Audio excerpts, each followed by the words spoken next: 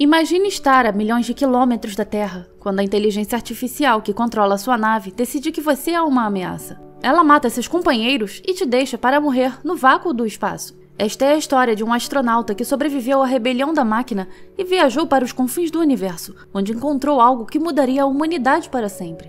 Este é o resumo do filme 2001, Uma Odisseia no Espaço.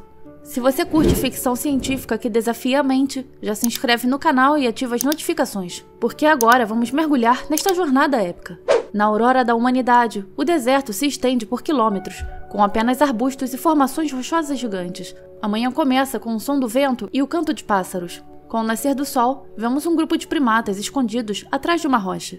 Eles vivem em harmonia com outras criaturas, mas o ambiente é de um silêncio profundo, quebrado apenas pelos grunhidos hostis dos símios. A paz, a serenidade e o tédio dominam o cenário. Um felino ataca um primata desavisado, cravando seus dentes afiados em sua carne. O resto do bando uiva ao ver seu companheiro ser morto. Perto de um poço de água, um grupo de primatas se limpa e bebe da lagoa lamacenta, até que uma tribo rival os confronta. Uma disputa de gritos começa, e embora ninguém faça um movimento violento, a hostilidade é palpável. A tribo rival consegue expulsar o outro bando, tomando o poço de água para si. O dia termina e a terra fica ainda mais silenciosa. Os primatas estão em suas cavernas, esperando o sol se pôr. Mas ao abrirem os olhos, algo os perturba. Eles saem para ver uma estrutura desconhecida, um monolito negro e imponente. A desconfiança rapidamente se transforma em curiosidade, e mais primatas se aproximam para tocar e inspecionar a estranha estrutura. Mais tarde, um primata solitário vasculha uma pilha de ossos e pega um pedaço resistente. Ele começa a martelar o resto dos ossos, descobrindo o poder das ferramentas. O primata continua a esmagar os ossos furiosamente, praticando como se fosse uma criatura real. Com esse novo conhecimento, ele caça um animal e o come. O conceito de usar ossos como armas se espalha rapidamente pela colônia, permitindo que a caça se torne uma nova fonte de alimento. Um novo dia começa, e as duas tribos de primatas estão novamente em conflito. No entanto, desta vez, uma delas tem uma vantagem. Um primata azarado, da tribo rival, se aproxima do líder armado, sem saber que dará seu último passo e seu último grito. Isso assusta o resto dos rivais, garantindo o lugar da tribo vitoriosa no topo da cadeia alimentar. Milhões de anos depois, no espaço sideral, um satélite vigia a Terra. Uma nave espacial aparece e, em seu interior, semelhante a um avião, está um homem chamado Floyd, um doutor em astronáutica. Ele dorme enquanto o filme que assistia continua a tocar. Uma mulher entra na cabine, usando um uniforme todo branco, com sapatos de aderência, que a permitem ficar em pé em gravidade zero. A nave chega à estação espacial e Floyd entra no nível principal. Ele fala com a recepcionista, que já sabe quem ele é, e pede para se encontrar com o Sr. Miller, da segurança da estação. Miller aparece e aperta a mão de Floyd. Após uma breve conversa, Floyd usa uma máquina de identificação por impressão de voz, informando seus dados pessoais e seu destino: a Lua. Floyd interrompe a conversa para fazer uma ligação. Ele insere um cartão em uma máquina e diz com um número. Sua filha aparece na tela. Ela pergunta se Floyd poderá ir ao seu aniversário no dia seguinte, mas ele, se desculpando, diz que não pode. Eles se despedem. Floyd então se reencontra com uma boa amiga chamada Helena e seus colegas. Durante a conversa, Floyd menciona que está indo para um lugar chamado Clavius. Um homem, curioso, o questiona sobre as coisas estranhas que estão acontecendo lá. Floyd finge não saber de nada, mas parece que ele simplesmente não tem permissão para discutir os detalhes. O homem insiste, dizendo que não conseguem contatar a estação em Clavius há 10 dias e menciona uma epidemia que estaria se espalhando por lá. Enquanto voa para a Lua, Floyd tira uma soneca. A comissária de bordo distribui recipientes de comida que são consumidos através de canudos. Finalmente, eles pousam na Lua. Pessoas importantes estão reunidas em uma sala, esperando o início de uma reunião. Helverson apresenta Floyd ao grupo, e ele sobe ao pódio. Em seu discurso, Floyd aborda o encobrimento do que está realmente acontecendo em Clavius. Uma história falsa de uma epidemia esconde a verdade sobre as descobertas do grupo. O objetivo é manter o sigilo de informações extremamente sensíveis. A missão de Floyd é coletar essas informações para reportar ao Conselho Nacional, que então formulará um plano sobre como divulgar a notícia. Mais tarde, uma equipe, incluindo Floyd e Halverson, está em um veículo a caminho de um local de escavação. O grupo fala sobre a estrutura que encontraram sob a superfície da Lua.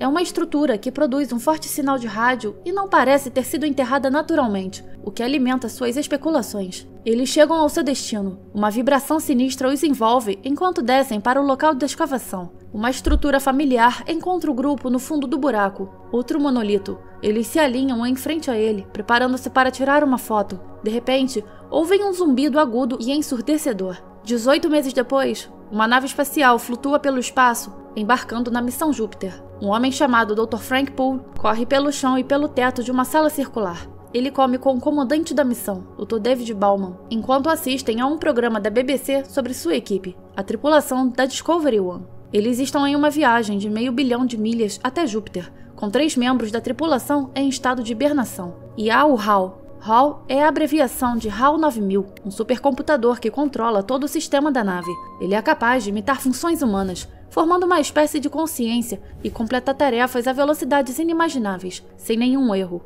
Pouco depois, HAL alerta Frank sobre uma transmissão de seus pais. É seu aniversário e uma mensagem gravada aparece na tela. Os pais de Frank transmitem saudações de parentes e amigos, mas as mensagens calorosas não parecem afetá-lo. Ele não mostra sinais de interesse ou gratidão. HAL inicia uma conversa com David, questionando se ele tem alguma dúvida sobre a missão. HAL, soando menos como um computador e mais como uma pessoa, menciona a estranha estrutura na Lua e os preparativos incomuns para a jornada. Uma falha em uma unidade da nave interrompe abruptamente a discussão. A falha é iminente e eles têm 72 horas para consertá-la. David age rapidamente e se prepara para uma atividade extraveicular. Ele entra na cápsula que HAL preparou para ele e, com os olhos mostrando determinação, vai para a área da unidade danificada. Ele flutua cuidadosamente pela escuridão do espaço, substituindo a unidade com sucesso. David retorna à nave e verifica a unidade danificada com Frank e HAL. No entanto, eles descobrem que não há nada de errado com ela. HAL parece confuso. Sugere reinstalar a unidade supostamente danificada para que o sistema falhe, permitindo que descubram o que está errado. Os dois relatam os acontecimentos ao controle da missão, que concorda com a análise da falha. No entanto, eles também informam que HAL cometeu um erro, pois outro HAL 9000 em Terra chegou a uma conclusão diferente. HAL, parecendo se desculpar, pergunta se o que aconteceu levanta preocupações. David diz que não, mas pede uma explicação sobre a divergência de resultados. Sem hesitar, HAL responde que o erro humano é a única causa possível, garantindo que a série 9000 de computadores possui um registro perfeito. David e Frank entram em uma cápsula juntos, certificando-se de que HAL não possa ouvi-los. Eles discutem suas dúvidas sobre HAL, ambos expressando preocupação. Frank sente que algo está estranho, mas David, com a mente calma, decide prosseguir com a análise de falha. Frank aponta que, se a unidade não falhar, algo está errado com HAL, e, nesse caso, a única opção será desconectá-lo do sistema da nave, a menos que HAL faça isso com eles primeiro. Desta vez, é Frank quem vai reinstalar a unidade danificada. Momentos depois de Frank sair, a cápsula começa a girar lentamente. A respiração de Frank se torna mais pesada enquanto a cápsula se aproxima, piscando uma luz vermelha que indica que HAL assumiu o controle.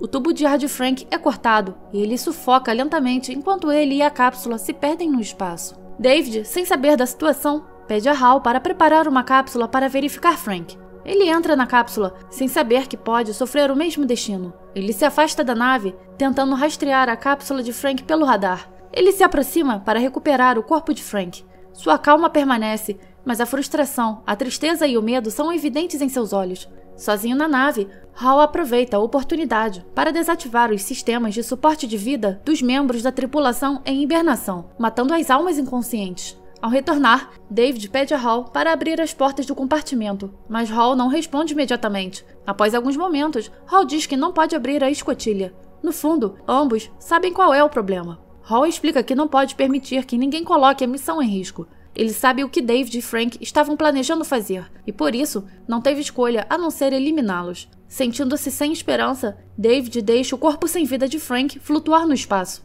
Com nada mais a perder, ele tenta abrir a câmara de descompressão de emergência. Sem capacete, David não pode simplesmente entrar.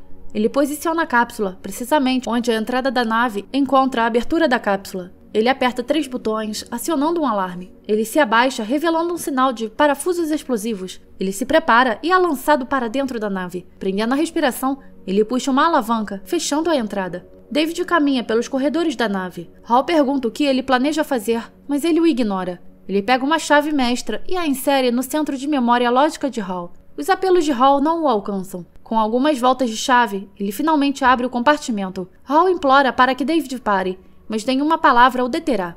Ele puxa os drives do terminal interno do sistema de HAL. A cada parafuso, a voz de HAL fica mais fraca.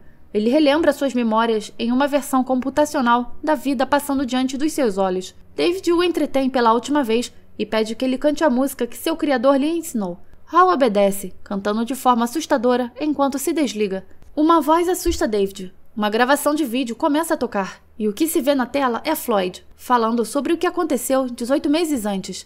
Ele anuncia que a estrutura enterrada sob a superfície da Lua é a primeira descoberta de vida inteligente fora da Terra. O monolito negro não tem características físicas definidas, mas emite um forte sinal de rádio para Júpiter, e é por isso que a Discovery One está indo para lá. Erguendo-se acima do horizonte está o planeta Júpiter, e a nave se aproxima de seu destino. Uma figura retangular preta orbita Júpiter. É uma réplica do monolito da Lua. As portas do compartimento da nave se abrem, e a cápsula se aproxima do gigante gasoso. Flashes de luz passam por David enquanto ele se aproxima da superfície.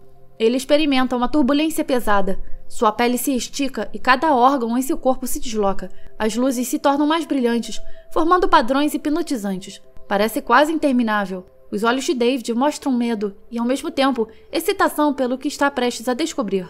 Ondas calmas de luz fluindo junto com a escuridão substituem as luzes coloridas.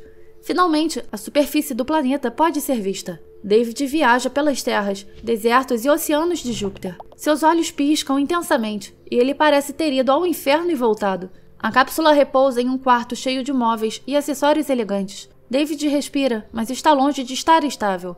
Do lado de fora do quarto, alguém está de pé, usando um traje espacial. Um homem é David, muito mais velho, e a cápsula desaparece no ar. Ele entra em um banheiro, onde se olha no espelho, observando sua pele. Ele se vira para ver um homem comendo. O homem se levanta e caminha em direção ao banheiro. Ele é David, agora ainda mais velho. David volta para o jantar, tomando um gole de sua bebida. O copo cai devido à sua falta de jeito. Ele não é mais o homem que era, e ao olhar para a cama, isso se torna ainda mais claro. Lá está David, em seu leito de morte, apontando para o monolito negro. Com apenas um desvio de olhar, o homem velho, fraco e frágil que está na cama é substituído por um bebê, com uma borda de luz ao seu redor. David é o bebê, renascido como uma estrela. No final do filme, o astronauta David viaja através de um portal estelar, envelhecendo rapidamente em um quarto de hotel surrealista e, por fim, renascendo como uma criança estelar que flutua no espaço olhando para a Terra. A jornada simboliza a evolução da humanidade para um novo estágio de existência, onde ele transcende os limites do corpo humano para se tornar um ser de pura energia. Se você curtiu, apoie o canal se inscrevendo e deixando seu like. Seu comentário também é muito importante. Me conta aqui o que você achou do filme. Obrigada por assistir.